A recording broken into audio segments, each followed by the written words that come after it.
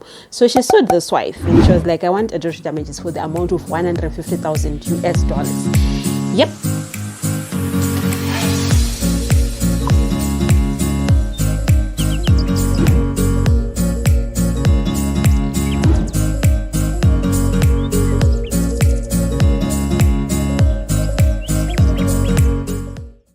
Hello and welcome to Adulting with Sam. Today let's talk about adultery damages and let's do some hair.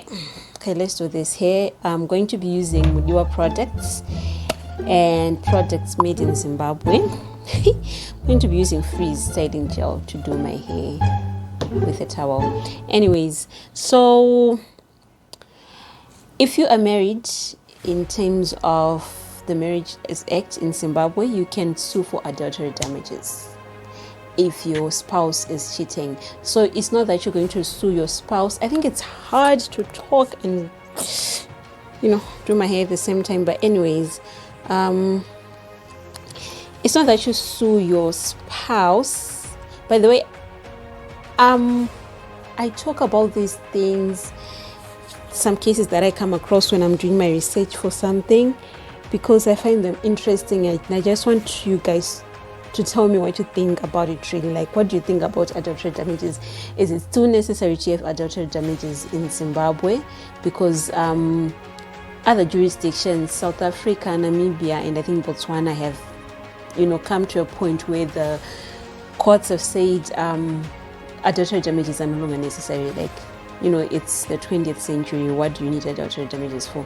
But in Zimbabwe, our courts have been clear that adultery damages are there to protect the marriage institution. Do you think adultery damages protect the marriage institution, or they're just there to compensate, the innocent spouse?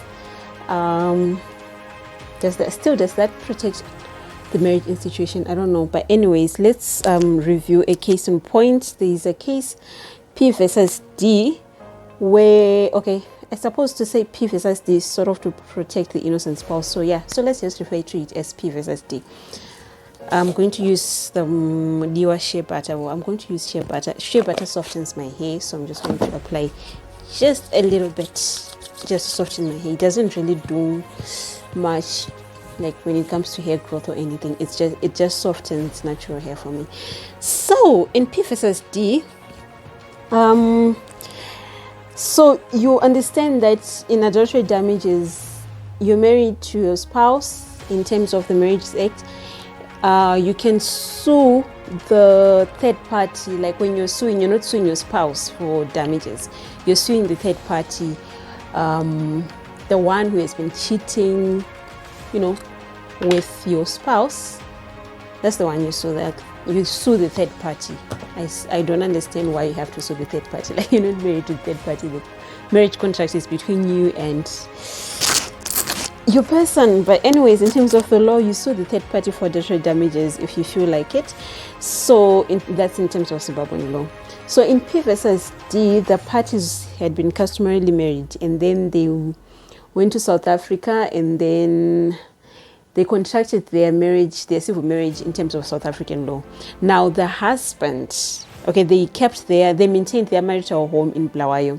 Now the husband was cheating with someone who was based in Bulawayo, who were going to call D.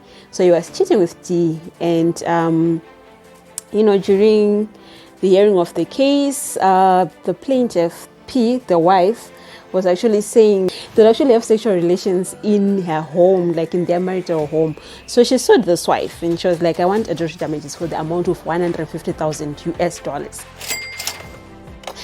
Yep, 150,000 US dollars. So now D got a lawyer, and this lawyer, she's actually quite famous, hey? So this lawyer was like, first of all, you do not have, this was their defense. It was two-pronged.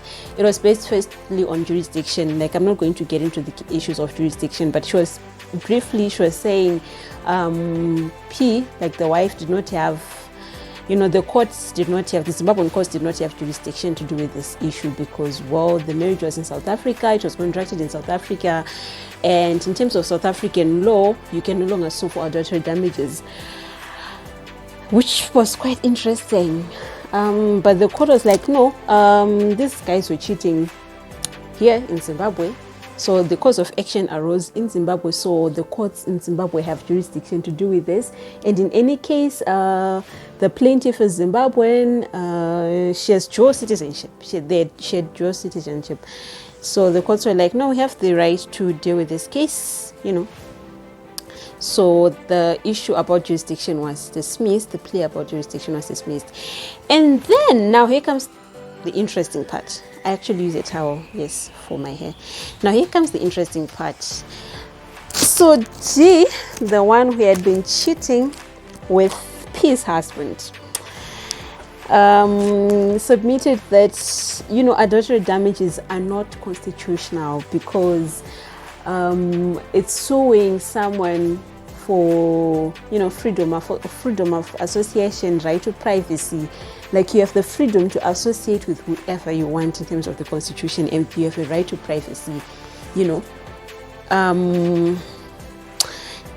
So the court was like, does this mean you can go about and you know, associate with whoever you want and, you know, be cheating with other people's husbands, and then you come and say, oh, I have a right to freedom of association? Like, you can't do that. That was the court's position. And there was something interesting in that case that I'm just curious to know. You know, the South African Constitutional Court has said adultery damages are no longer necessary. Now, the Zimbabwean court in P versus D was very clear, like, the marriage institution is protected in terms of our constitution. And if you read section 3 of our constitution, it's very clear that our morals as a country inform the law, so to say. So if we're going to be progressive about the law and everything, it has to be within the context of the Zimbabwean society. So the court was like, our society is not yet ready for that because, you know, the marriage institution is still, you know, sacrosanct. It's still, you know, up there. It's protected in terms of the constitution. So we cannot take away adultery damages and say they're no longer necessary, because it's like saying it's okay, you can go out there and do whatever. It doesn't matter. The court was actually clear about this. It doesn't matter that people out there are cheating. It's actually funny that the court took cognizance of the fact that those who say adultery damages are still necessary are the ones who are out there cheating anyways.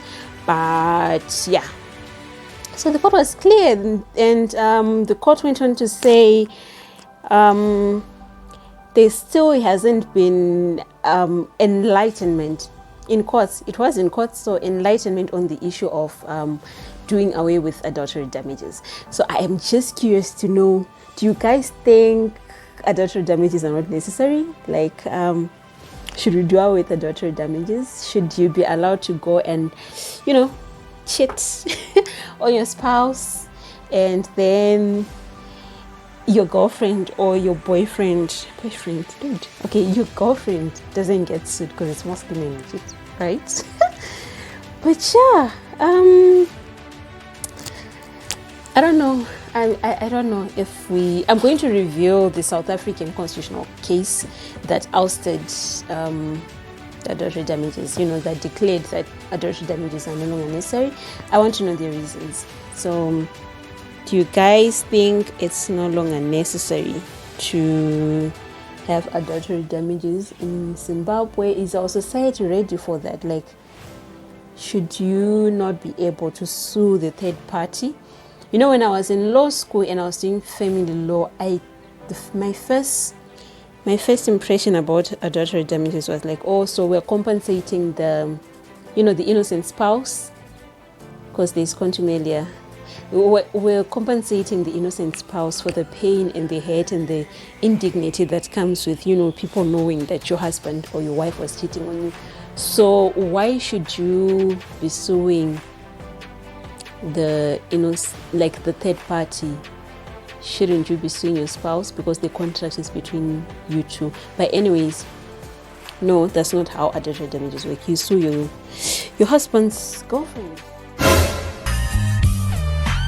But like, I want 150,000 US dollars. Yo, that's a lot of money for cheating. Anyways, just so you know, I actually do lay my edges with freeze. Now, the trick with this is, okay, let me just show you. Yes, it's the I think it's like that dark freeze, the black one. But anyways, the trick with this is you have to make sure when you go out there, your edges are not looking white. After a while, like right now, I know they look white, but after a while, they won't be looking white. So guys, please let me know what you think about these adultery damages. I just found the case really interesting. Like, I just found the case really interesting. Like, the court throughout the defendants, defense about having the freedom of association, freedom of privacy, it was like, no, you do have freedom of association and you do have freedom of privacy, but that shouldn't get in the way of, other people's marriages. And our society is not ready, like, for all of this. Maybe the South African society is ready for it, but the Zimbabwean society is not ready for all of this whole adultery damages are archaic and, those type of arguments. So, yeah, this is how I do my hair. My hair is grown. It's in that, that stage where it's super short. So, yeah. So that's basically it. This is how I do my hair, and I have used muiwa, shea butter, and the coconut oil. I still don't like the packaging here, but anyways, yeah. So, and the coconut oil. So after a while, I know my edges look white right now, but after a while, I promise you they won't be white. That's just how the freeze works, man, which isn't so nice. Okay, so we're done. This is how I do my hair, and I lay my edges. I feel like I need a bit of lipstick. So that's it for today. I will be reviewing the South African Constitutional Court in my next video. Constitutional Court case in my next video. Like, I want to know the reasons for saying the adultery damages are now archaic. And please let me know what you think about this whole adultery damages thing. Should you be able to sue a third party for damages if they are cheating, with your spouse?